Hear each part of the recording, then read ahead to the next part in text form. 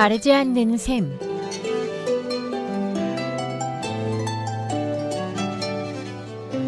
이 시간에는 강릉 소망감리교회 홍성천 목사의 설교를 전해드립니다.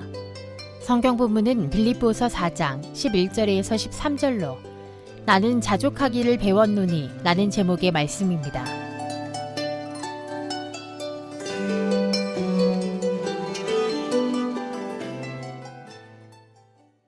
장영희 교수가 쓴 문학의 숲을 거닐다라는 책에 그 유대교의 미드라시에 나오는 이야기 하나가 실려 있습니다. 이 미드라시라고 하는 것은 유대교 랍비들이 만든 일종의 설교집과 같은 것이다 라고 할 수가 있는데요. 거기에 이런 이야기가 나옵니다. 어느 날 다윗 왕이 보석 세공이를 불러서 명령을 내리죠. 반지 하나를 만들되 거기에 내가 큰 승리를 거둬 기쁨을 억제하지 못할 때에 그 감정을 조절할 수 있고, 동시에 내가 절망에 빠져 있을 때는 다시 내게 기운을 북돋워 줄 수 있는 글귀를 새겨 넣어라. 그러니까 이 보석 세공인이 아무리 고민을 해봐도 좀처럼 그런 글귀가 생각이 나지 않는 거예요. 그래서 이 보석 세공인은 지혜롭기로 소문난 솔로몬 왕자를 찾아갔습니다. 도움을 청했죠. 그랬더니 솔로몬 왕자가 이렇게 대답해 주었습니다. 그 반지에 이것 또한 지나가리라 새겨 넣으십시오. 왕이 승리감에 도취에 자만할 때 또는 패배에서 낙심했을 때 그 글귀를 보면 마음이 가라앉을 것입니다.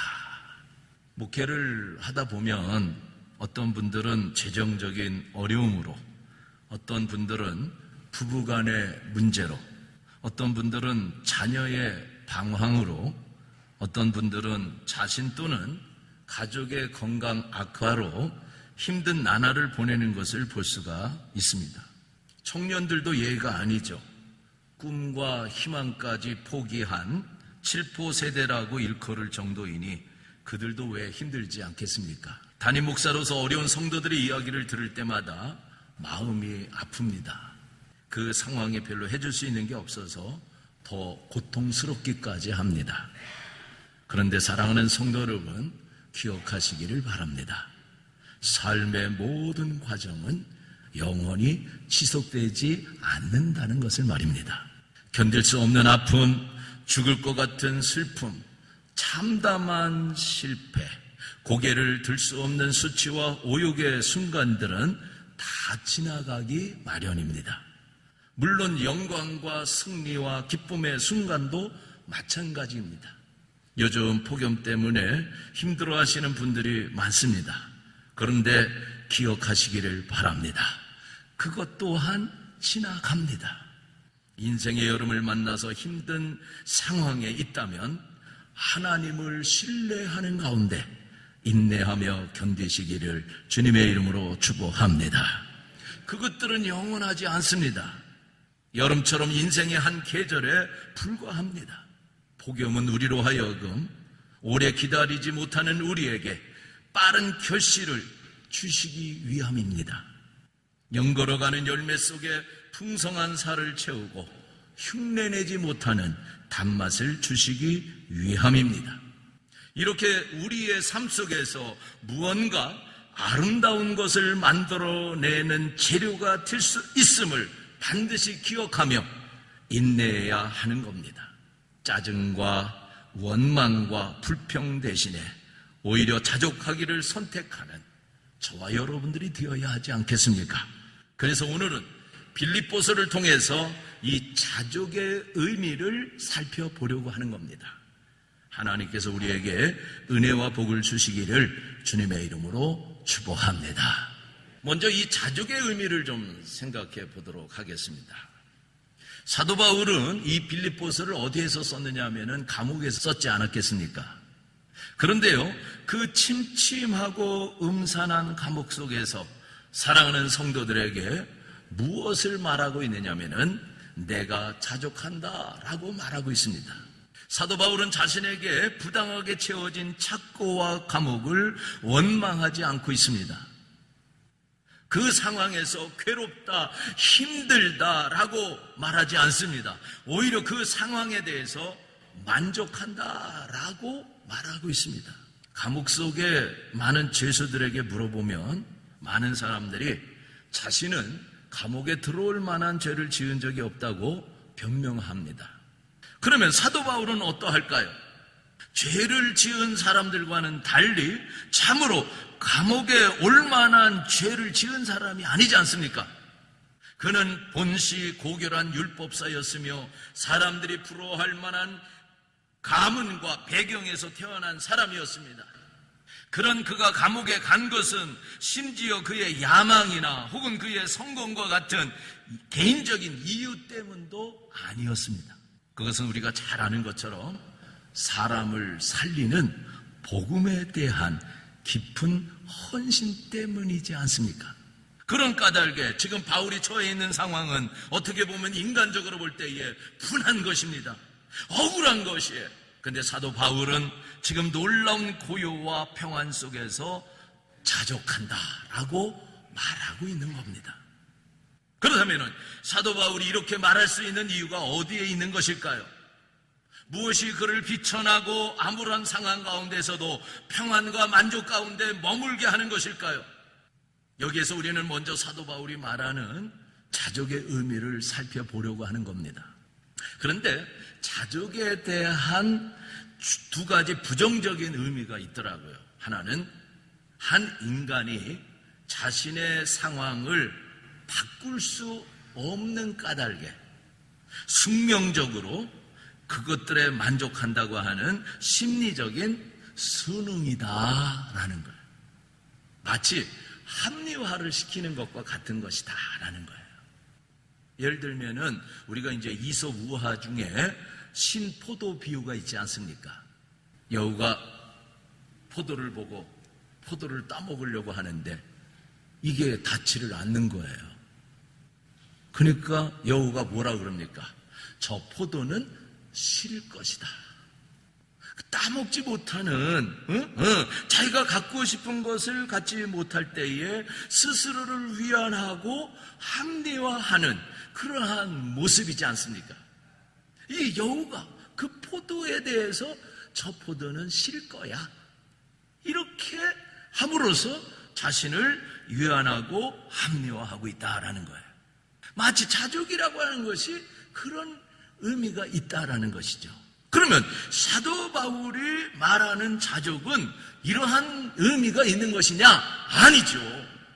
사도 바울이 내가 자족한다고 말할 때에 그것은 자신이 어쩔 수 없는 불행한 현재의 처지를 합리화하고 스스로 위로하기 위해서 사용한 말이 결코 아니다라는 것이죠. 이를 위해서 빌립보서 4장 10절의 말씀을 보면은 사도 바울은 빌립보 교회가 에바브로디도를 통해 준 재정 후원에 관해서 감사의 뜻을 밝혔습니다. 그리고 4장 11절에서 자신이 처한 상황에 관한 자족을 또한 고백하고 있지요.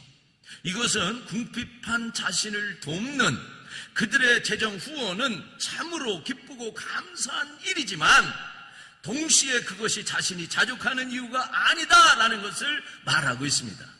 그렇기 때문에 내가 궁핍함으로 말하는 것이 아니니라 이렇게 분명하게 밝히고 있는 거예요.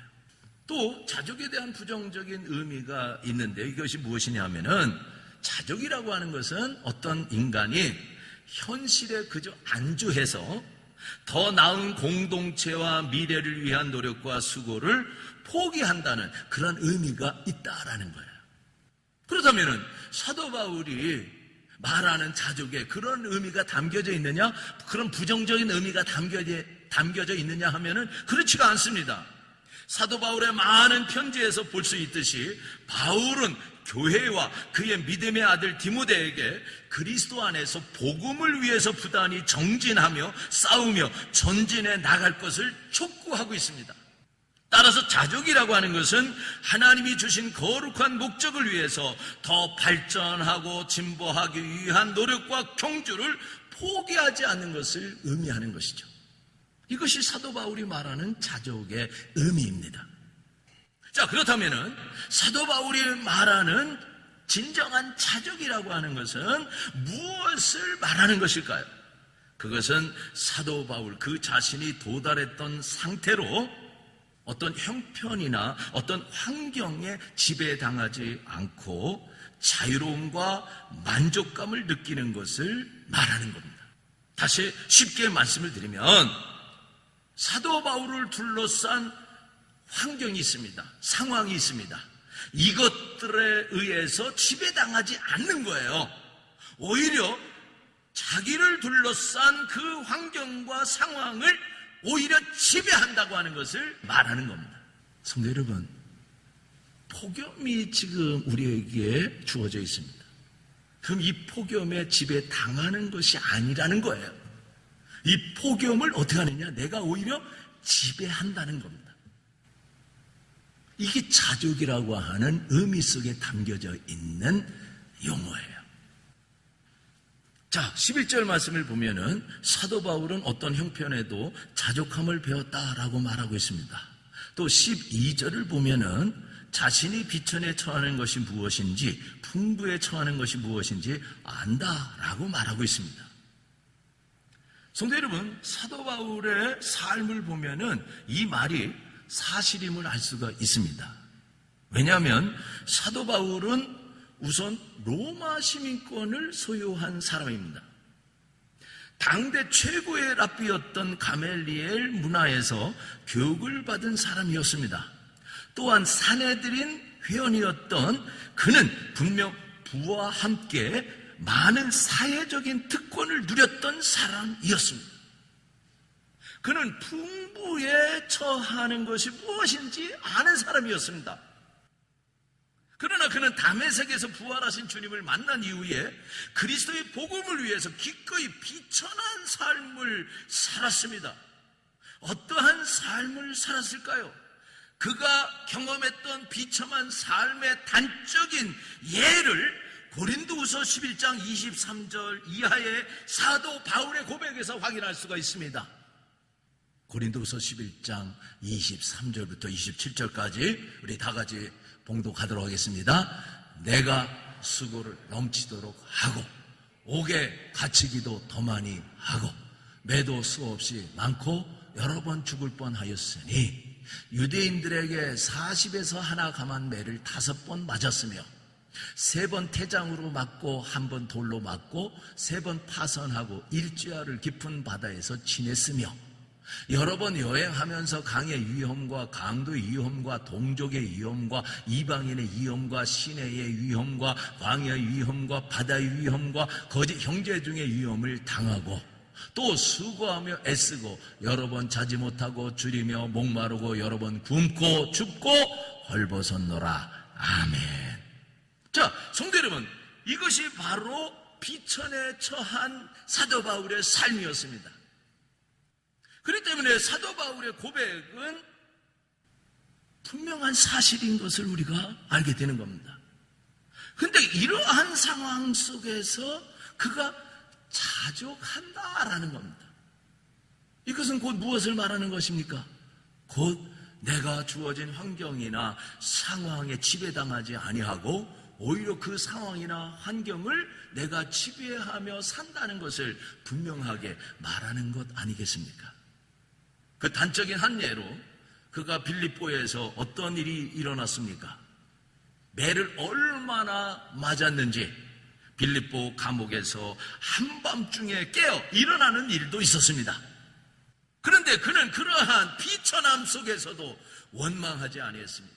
불평하지 아니했습니다. 오히려 기도와 찬양의 고백을 하나님께 올려드렸던 겁니다. 할렐루야.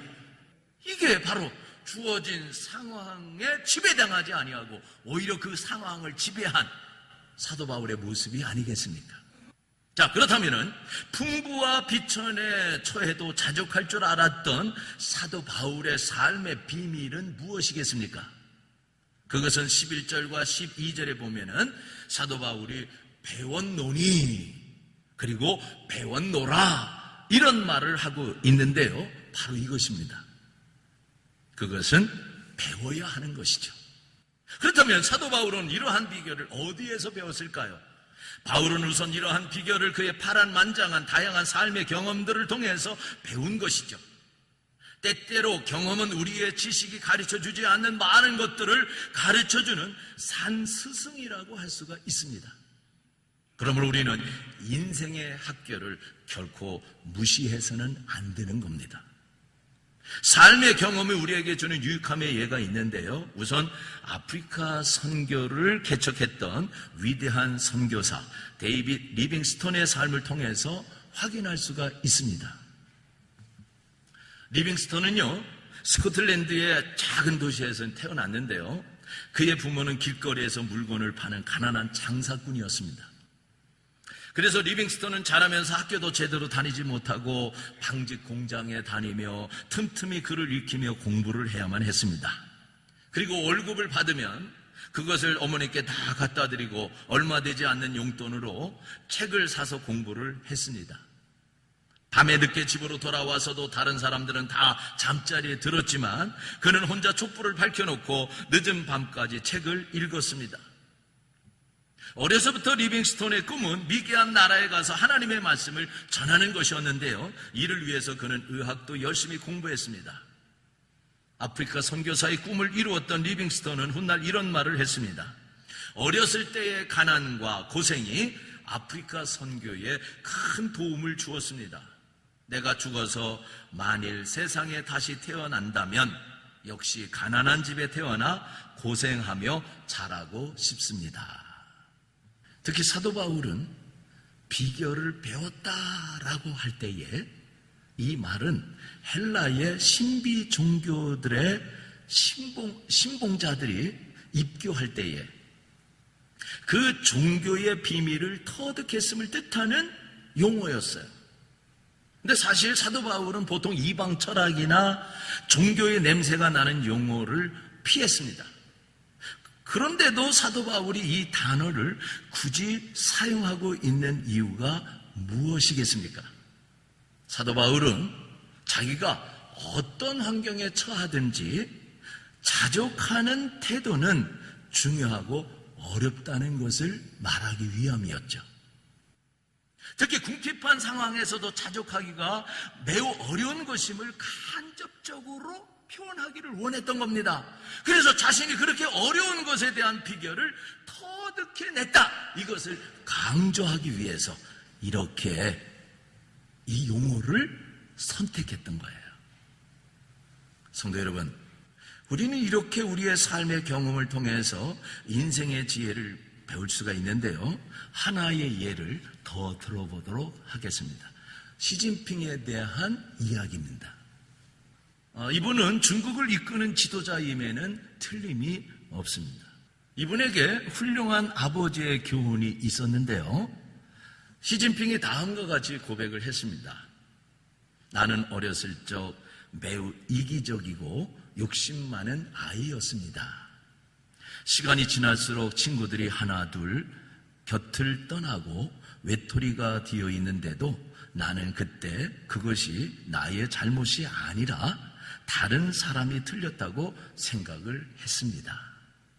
어느 날 아버지가 국수 2그릇을 삶아 오셨습니다. 한 그릇은 계란이 하나 얹어져 있고 다른 그릇에는 계란이 없었습니다. 그 당시 계란이 매우 귀했던 시절이었습니다. 그때 아버지가 말씀하셨습니다. 고르거라. 나는 당연히 계란이 있는 그릇을 골랐으나 거의 다 먹어갈 쯤 아버지 그릇에는 국수 밑에 2 계란이 있었습니다.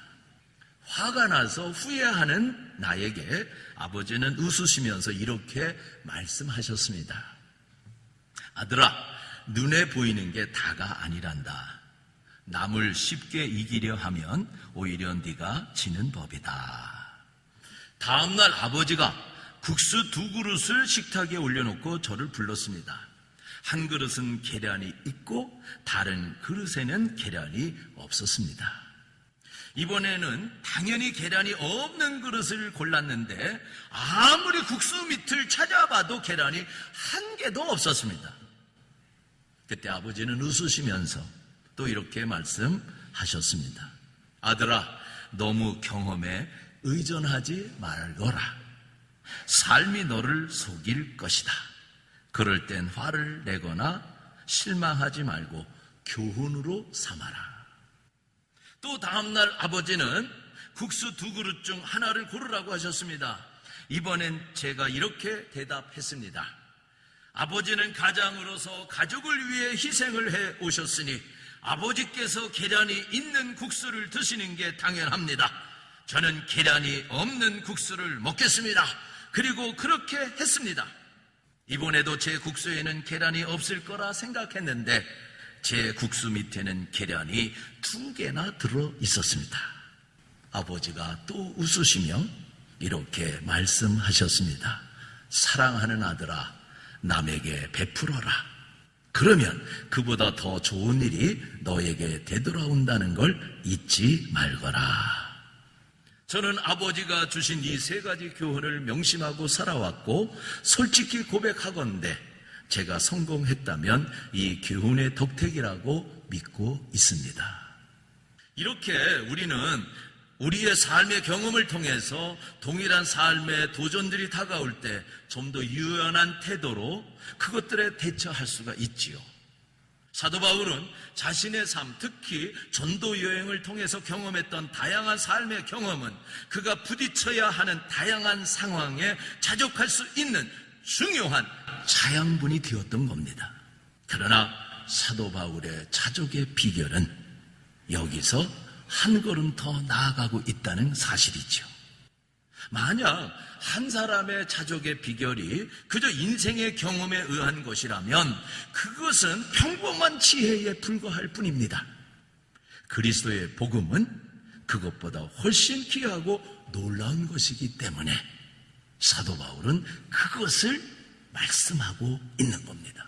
그렇다면 사도 바울에게 자족함의 능력을 제공했던 것은 무엇이겠습니까? 그것은 바로 13절에 나와 있습니다. 다 같이 봉독합니다. 내게 능력 주시는 자 안에서 내가 모든 것을 할 수 있느니라. 아멘. 사도 바울은 자족함의 능력의 근원을 여기서 분명하게 밝혀주고 있습니다. 때로는 이 13절이 그저 열심히 하면 무엇이든지 해낼 수 있다고 하는 적극적 사고방식으로 이해되거나 혹은 영화 속의 영웅처럼 힘이 세서 엄청난 능력을 갖고 무슨 일이든 해낼 수 있는 것으로 생각하기도 합니다. 그런데 이 본문의 의미는 그러한 것이 결코 아닙니다. 우리는 이 본문의 참된 의미를 알기 위해서는 전후 문맥을 살펴보아야만 합니다. 여기서 모든 것은 바로 그 앞절에 나오는 궁핍과 풍부와도 같은 모든 환경들을 말하는 겁니다. 곧 사도 바울은 자신에게 능력을 주시는 그분 아래에서 인생의 역경과 순경을 비롯한 모든 환경 속에서도 자족할 수 있음을 선언한 겁니다. 사실 이 자족이라고 하는 단어는 스토아 철학자들이 중요하게 여기던 덕목이기도 했습니다. 이들은 스스로의 힘 혹은 능력으로 자족을 이루려 했지요. 그러나 사도 바울은 자신의 정신적인 수양이나 혹은 의지로 자족함에 이른다라고 말하는 것이 아닙니다. 사도 바울은 자기 힘으로 자족을 이루려는 일반적인 철학가나 사상가의 방법과 달리 명확한 근원을 명시하고 있는데요. 그것은 바로 내게 능력 주시는 자 안에서라는 겁니다. 사도 바울은 자족함의 놀라운 능력의 근원적인 동기는 바로 자신의 경험이나 능력이 아니라 궁극적으로 그리스도 안에 있음을 계시하고 있는 겁니다. 따라서 세상의 자족이 인간 스스로를 의지하는 독립적인 것이라면 복음이 말하는 자족은 그리스도를 의지하는 의존적인 것이라는 사실입니다.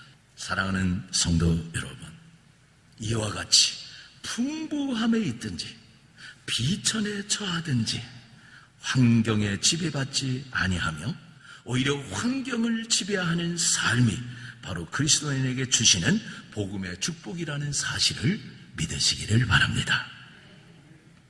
그분의 능력 안에 있는 사람은 풍부하고 배불러도 교만하지를 않습니다. 왜 그럴까요? 그 모든 것이 그리스도의 것임을 알기 때문입니다. 또한 그분의 능력 안에 있는 사람은 비천하고 배고픔을 당한다 할지라도 비굴해하지 않습니다. 왜 그럴까요? 그리스도께서 그를 돌보심을 알기 때문입니다. 성도 여러분, 사도 바울이 자족의 능력이 어디에서 비롯되었던 것일까요? 바로 예수 그리스도 안에서입니다. 이는 무엇을 말하는 것일까요? 이는 그리스도와의 생동적인 연합을 말하는 것입니다. 우리가 그리스도와의 생동적인 연합이 이루어질 때에 우리는 우리 자신에게 능력을 주시는 그분 안에서 모든 것을 할 수 있다는 사실을 믿으시기를 바랍니다. 풍부함 가운데에서도 자만하지 않습니다. 비천 가운데서도 비굴해하지 않습니다. 오늘 이러한 축복과 능력이 우리 사랑하는 성도 여러분들에게 임하시기를 주님의 이름으로 축복합니다.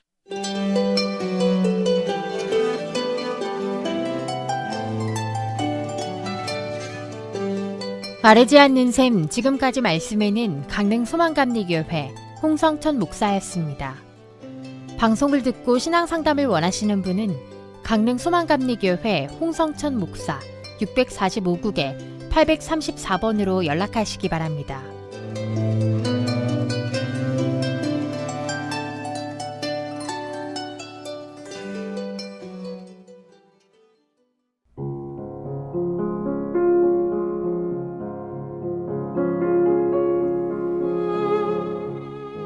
흠없이 사는 사람의 의는 그의 길을 지켜주지만 죄인의 악은 그를 망하게 한다. 의인의 빛은 밝게 빛나지만 악인의 등불은 꺼져버린다. 잠언 13장 6절 9절 말씀이었습니다.